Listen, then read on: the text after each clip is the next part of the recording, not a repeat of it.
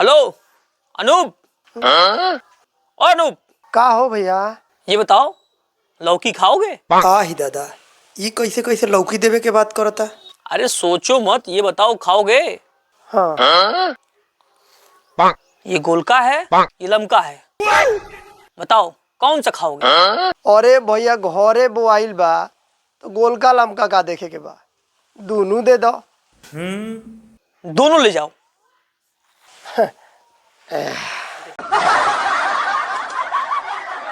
अनूप, अरे अनूप, अरे हो घर में, बाहर आओ।